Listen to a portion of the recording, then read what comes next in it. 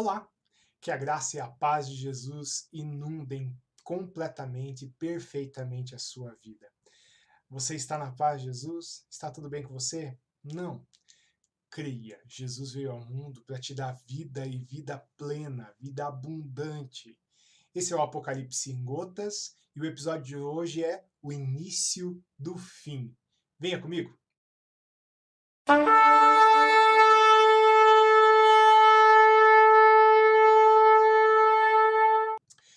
O mundo pergunta quem foi Jesus Cristo, o Jesus de Nazaré.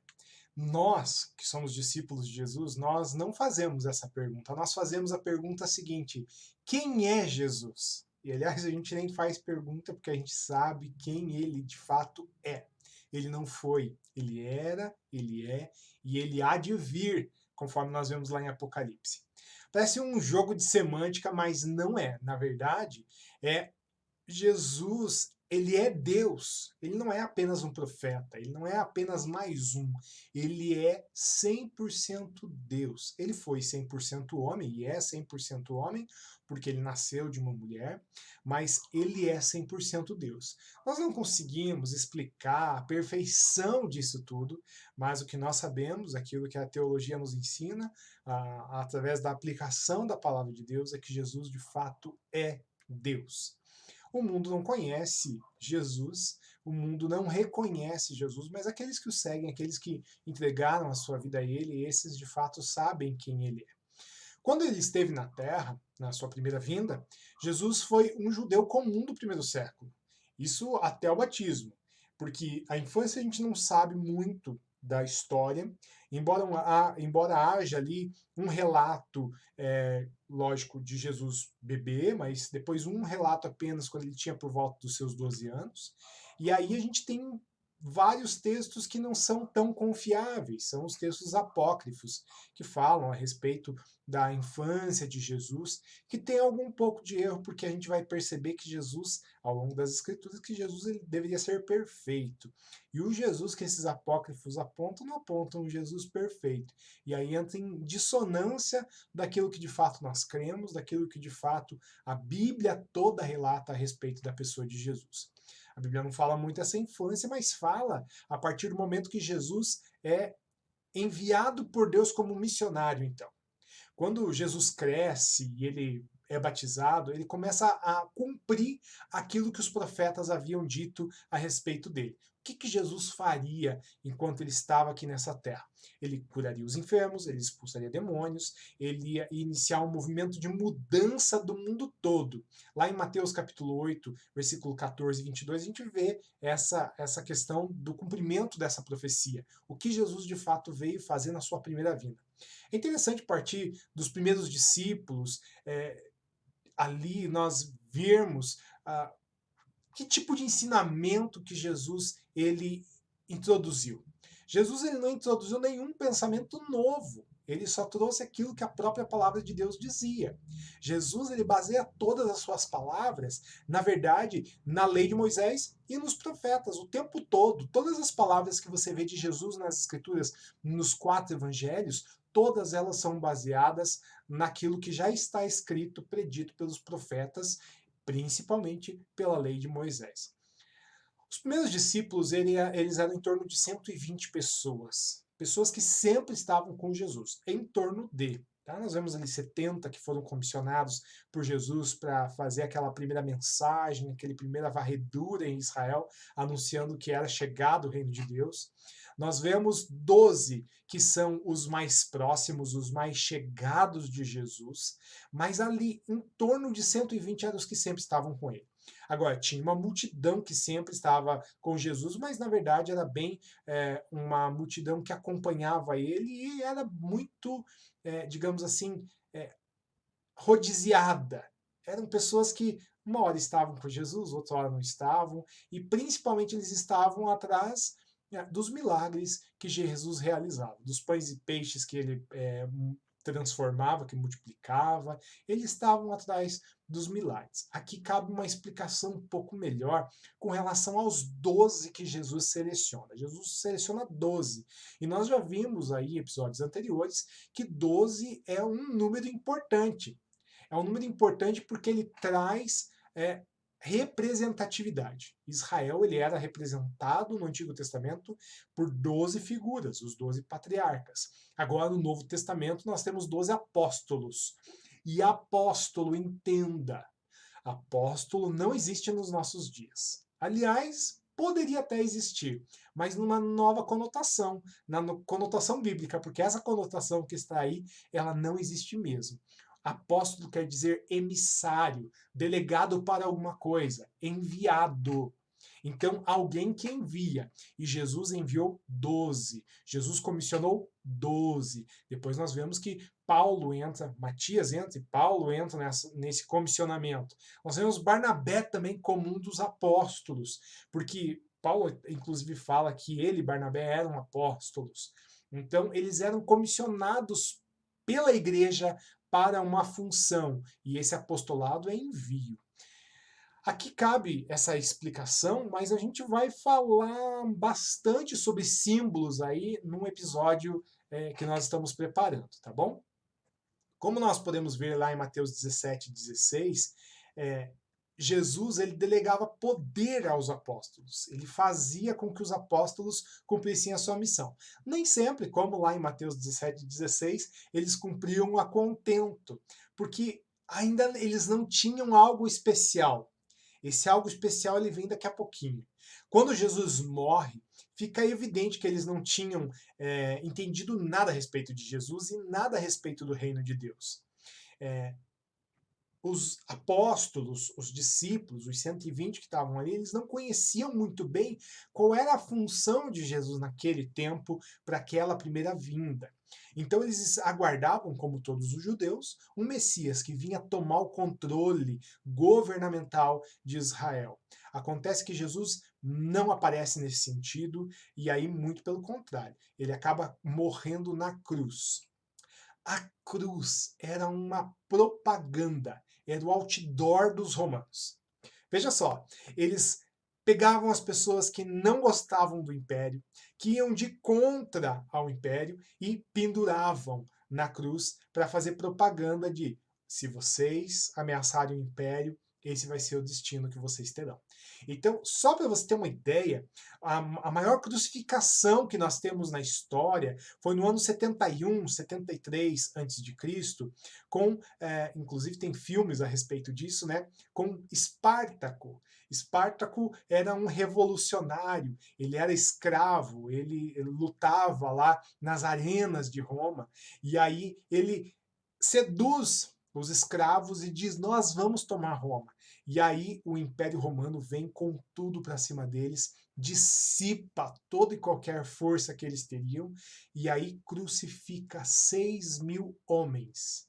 A história vai dizer que durante 200 quilômetros de estrada na Via Ápia, digamos assim, uma rodovia de Roma, um caminho que os romanos tinham. Os romanos tinham muitas estradas abertas ao longo do seu império, e essa Via Ápia era uma das principais. Eles crucificam as pessoas. E aí a história vai dizer que eles crucificavam as pessoas em estacas, em árvores, no que tivesse pelo caminho, para cumprir aquilo que o governo disse: crucifica todo mundo porque se revoltaram contra o império. Mas por que Jesus subiu para Jerusalém se ele sabia que ele morreria? Por isso, porque ele sabia que ele morreria, e era essa a promessa de Deus. A promessa de Deus não era simplesmente uma tomada de poder, uma tomada do governo, mas Jesus ele veio para libertar o povo, para libertar não apenas dos domínios humanos, mas libertar do império das trevas e do pecado e da morte. Por isso Jesus veio. A resposta para esse questionamento, mas se Jesus ele sabia que ia morrer, por que ele subiu a Jerusalém e por que essa questão da cruz e tudo mais? A resposta é muito simples. Jesus ele precisava morrer à vista de todos. Ele precisava ser visto pela população e ser visto e ser notório na história. E é por isso então que Jesus sobe a cruz do Calvário. Como um tiro no galinheiro, foi a morte de Jesus. Os discípulos saíram tudo voando, saíram tudo, cada um para um canto diferente. E aposto que nos nossos dias não seria diferente. Eu e você estamos bem suscetíveis, na maioria dos casos, né? Espero que não seja bem assim, mas nós também estamos suscetíveis a abandonar Jesus quando vêm as perseguições. E é por isso que o Espírito Santo colocou no meu coração o desejo de falar sobre os últimos dias, o fim dos tempos, escatologia, o apocalipse. Jesus, ele morre e os profetas disseram que ele iria morrer. Ele mesmo disse para os seus discípulos: eu vou morrer e 3 dias depois eu ressuscito. Era uma promessa de Deus. Eles não entenderam muito bem ou fizeram de conta que não entenderam. Na verdade, os judeus eles eram conscientes de que o Cristo, o Messias, seria um homem de dores. Mas eles não acreditavam no fundo. Eles queriam sim um imperador, eles queriam alguém que ia tomar o controle político. Mas olha, Gênesis 3,15, Isaías 53, Daniel 9,26, Salmo 16, 8 a 10, Isaías 25:8, Salmo 68:18, Daniel 7, 13 e 14, 1 Samuel 2:10, Salmo 16:1, Isaías 52:13 e 53:12 anunciam como seria o Messias. O Messias seria um homem de dores, o homem que levaria o pecado e levaria a dor de todos os seres humanos, seria alguém amaldiçoado para abençoar. Então, nós vemos as profecias bíblicas se cumprindo plenamente na vida do Senhor Jesus. Jesus ressuscita ao 3º dia e os seus discípulos, durante 40 dias, convivem com ele depois dessa ressurreição. No final, Jesus está subindo ao céu e está dando as últimas orientações, como se ele não tivesse dado orientações para os seus discípulos durante os 3 anos de convívio, não é? Agora, então, ele diz: vocês serão revestidos do poder. João 20:22 ainda diz que Jesus sopra sobre eles numa determinada reunião e diz que está soprando sobre eles o Espírito Santo. Atos 1:8 diz que eles seriam revestidos de poder.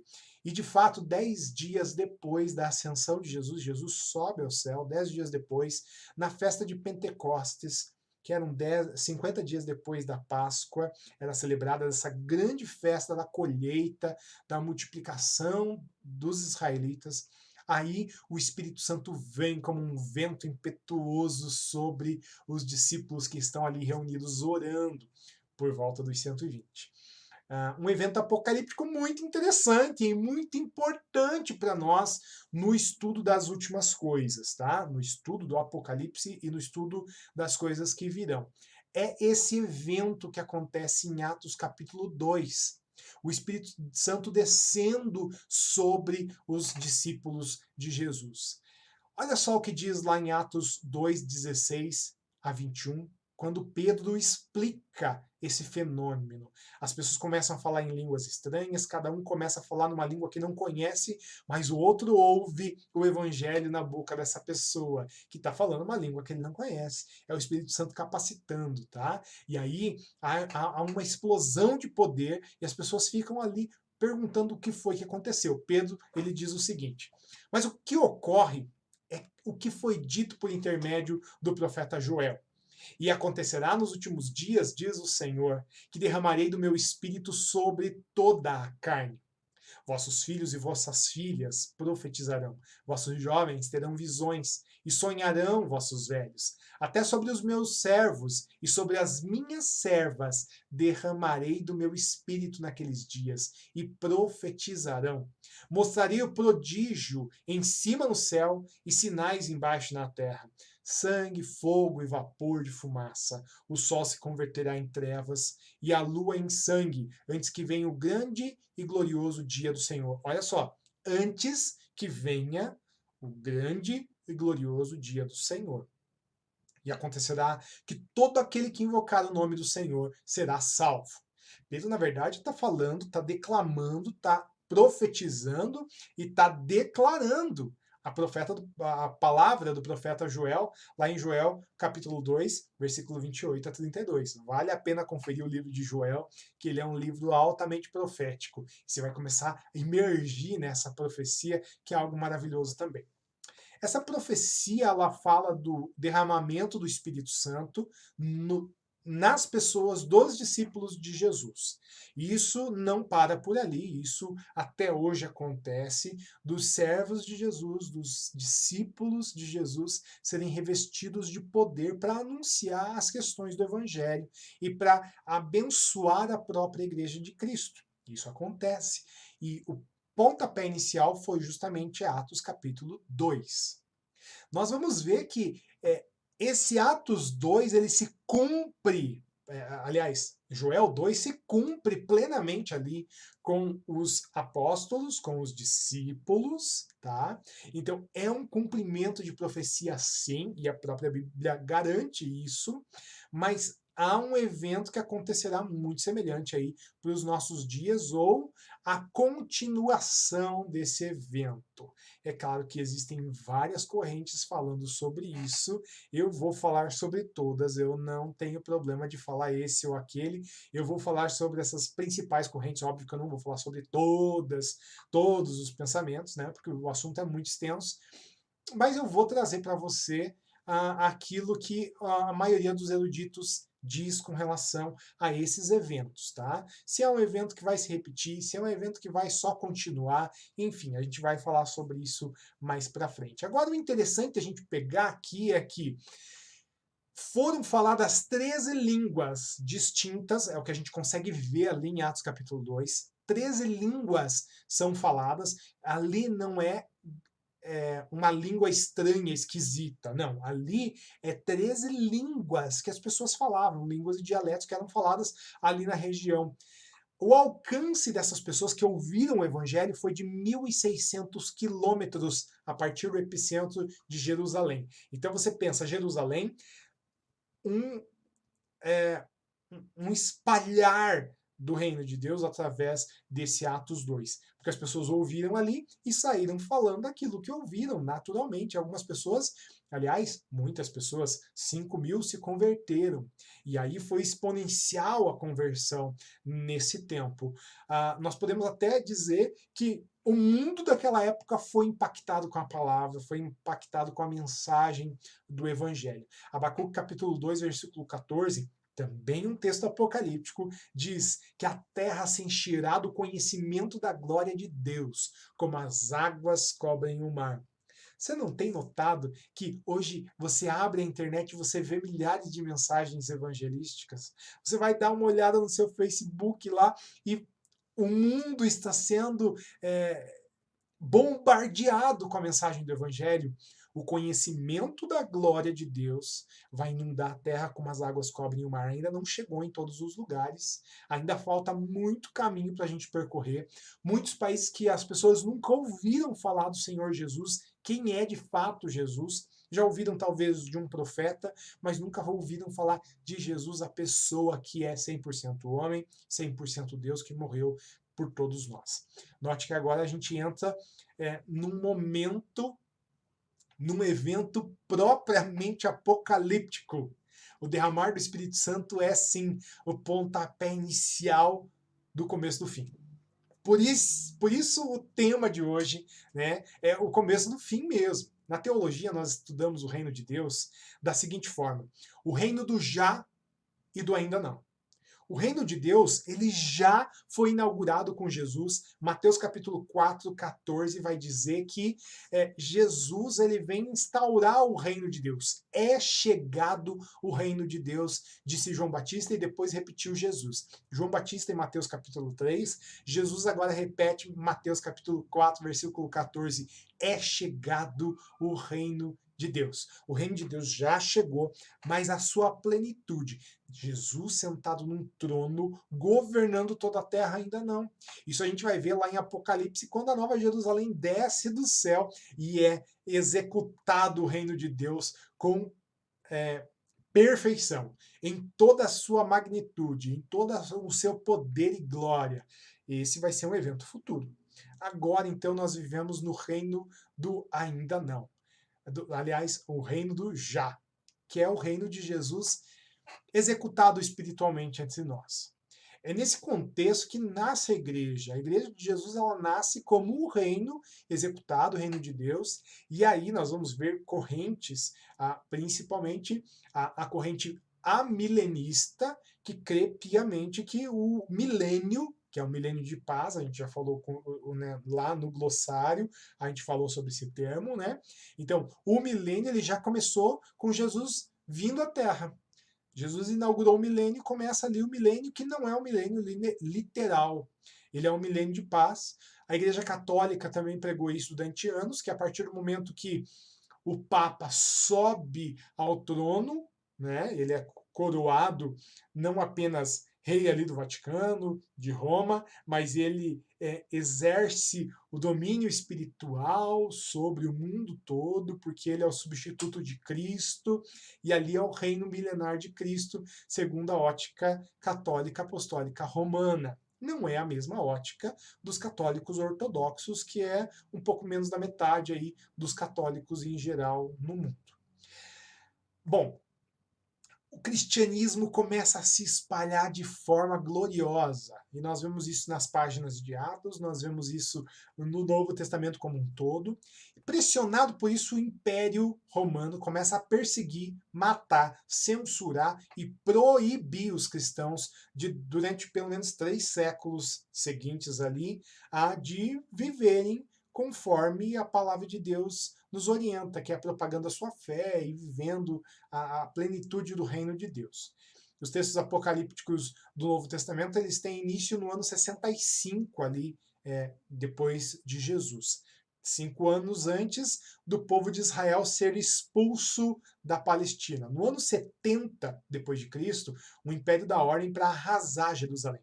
Então eles derrubam os muros, incendeiam a cidade, queimam tudo que veio pela frente e destroem o templo de Jerusalém. Acaba-se, cessa o trabalho no templo, o trabalho dos sacrifícios diários, e esse também é um ponto profético, algo que nós vamos conversar mais para frente. O que falar da expansão do evangelho por Paulo, os demais apóstolos? A gente nem tem essa história, assim, seria maravilhoso. A tradição e a oralidade lá dos primeiros patriarcas da igreja falam, por exemplo, do evangelho chegando até na Índia. Tá? Nós não temos documentos históricos comprovando isso, mas eu creio que o evangelho sim chegou a lugares que nós nem imaginamos. Existem muitos missiólogos que estudam isso, né? Missiólogo é aquele que estuda a questão da missiologia, que é a missão, né? A missão do evangelho. E há coisas maravilhosas que nós escutamos a respeito ali do estudo arqueológico e tudo mais com relação à expansão do evangelho nos primeiros séculos da era cristã.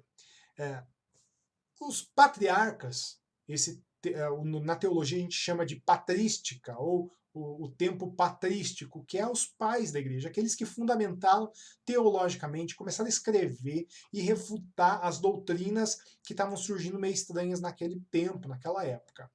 Paulo ele fez seus discípulos, os seus discípulos fizeram outros discípulos e chegaram a essa terceira geração de crentes, que são justamente os patriarcas da igreja, os pais da igreja, aqueles que fundamentaram teologicamente aquilo que nós cremos hoje, através da palavra de Deus, naturalmente.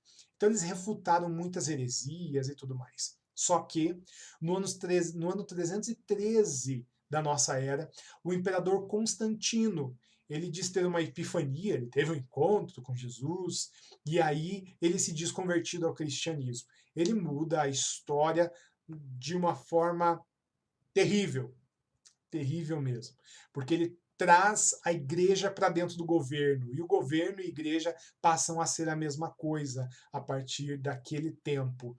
E então o imperador começa a influenciar na fé, e ele começa, tudo que se era escrito naquele tempo tinha que passar pela revisão dos políticos.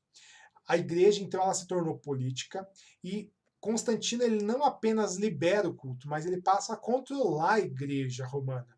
E, obviamente, nem todos os cristãos aceitam isso. Aqueles cristãos que não estavam debaixo do Império Romano, nós tínhamos ali divisões no Império Romano, nem todo mundo antigo era controlado por Roma. E essas localidades em que não havia domínio romano, essas localidades especialmente no Oriente, e aí Oriente nós pegamos do Egito, Grécia, nós vemos a Turquia, né? Então os bizantinos, por exemplo, nós vemos ali que eles não aceitam o controle da igreja e há uma certa divisão entre a igreja do Oriente e a igreja do Ocidente. Isso vai durar aproximadamente 750 anos, tá? 750 anos depois, acontece, na verdade, a divisão completa da Igreja de Roma e a Igreja do Oriente, que nós conhecemos como os ortodoxos. Tá? Mas a partir de Constantino, a Igreja ela passa a ser estatal. E aí começam aberrações e heresias que jamais foram vistas na história da Igreja. Por quê? Constantino ele estava vendo que ele estava perdendo o Império Romano estava em decadência, estava caindo, e aí ele precisava manter de alguma forma. Qual a melhor forma? Opa, a gente precisa ver onde que a gente pode jogar. A política hoje é praticamente a mesma coisa. Você vê qual é o time que está ganhando e agora você coloca suas crenças todas em cima daquela crença que está ganhando. E aí começa a propagar as ideologias, enfim, com o time que está vencendo. Foi assim que aconteceu com Constantino. Alguns vão dizer que esse período é justamente a aberração que Daniel profetiza lá em Daniel capítulo 11. É a mesma questão que usam para dizer que é a grande Babilônia, a prostituta que se erige lá em Apocalipse capítulo 17. Faz muito sentido, mas a gente vai falar sobre essas teorias aí um pouco mais para frente. Vamos continuar na história? A mudança de Constantino não impediu a queda do Império Romano, e no ano 476 da nossa era, depois de Cristo, começa a Idade Média. Aí o poder não era tão centralizado em Roma como era no Império. Lógico, a igreja acaba se manifestando e prendendo muitas pessoas por causa do medo, por causa da fé, e aí os judeus são incriminados, todas as pessoas que não são cristãs são recriminadas juntas e forçam o batismo de muita gente. Muita gente continua sendo pagão, mas agora se diz cristão. Enfim, é uma aberração sem tamanho que acontece a partir da estatização da igreja. A gente podia falar muitas coisas sobre a Idade Média, tá? Mas é muito triste e a gente ia só ficar chovendo no molhado, porque nada de tão especial assim aconteceu nesse período, até porque a igreja controlou tanto, e o Estado controlou tanto a cabeça das pessoas, que as pessoas não eram capazes nem de pensar.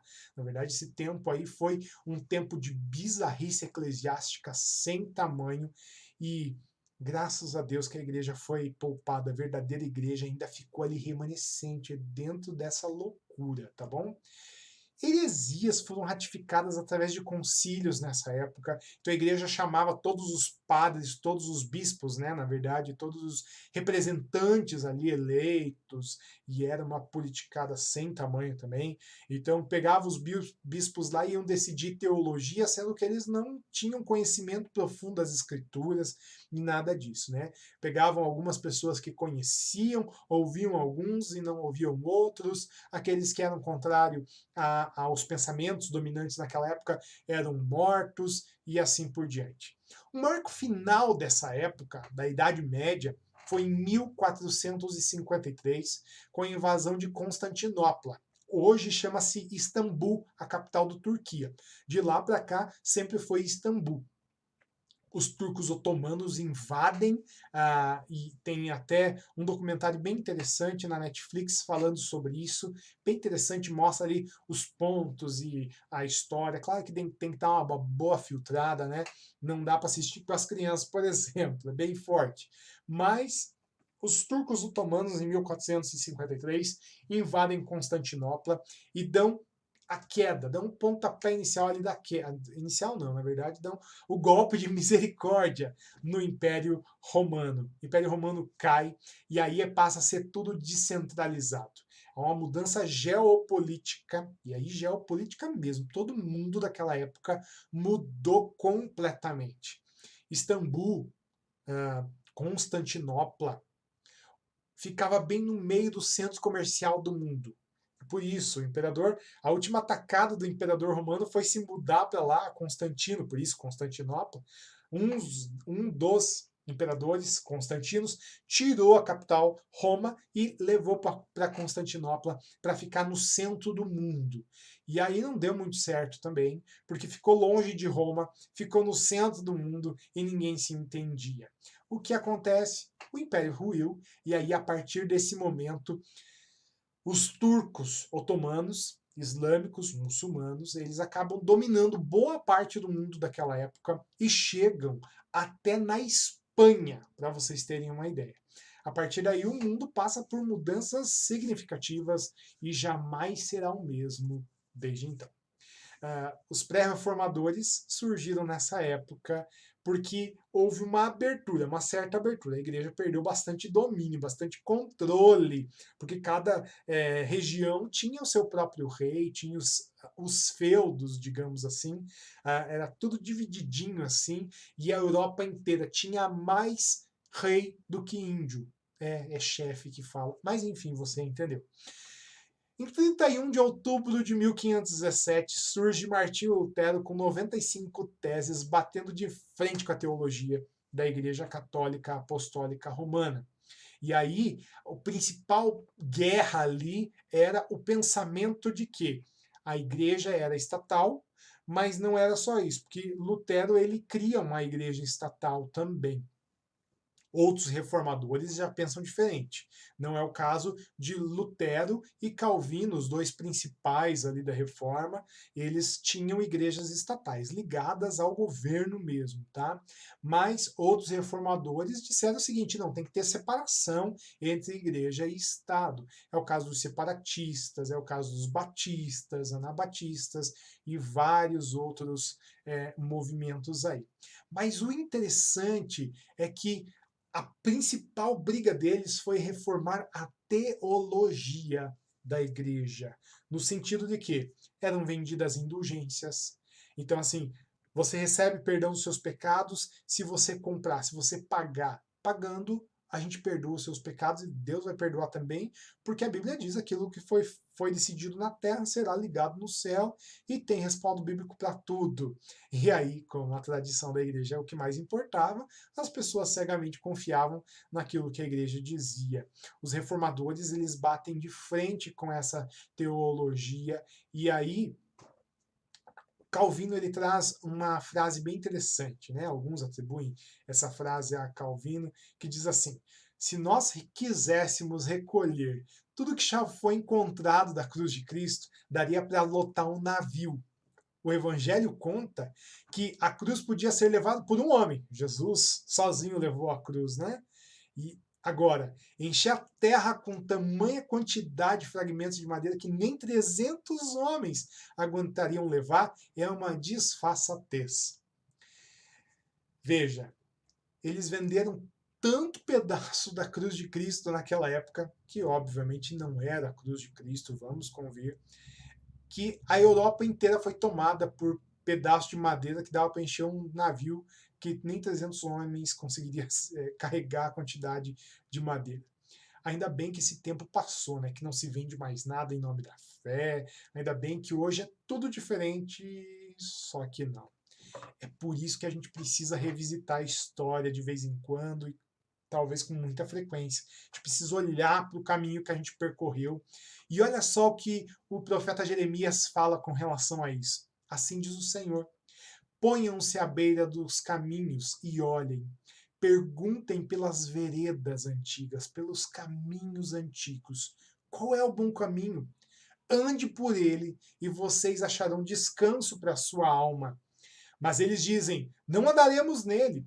Também pus atalaia sobre vocês, dizendo: fiquem atentos ao som da trombeta.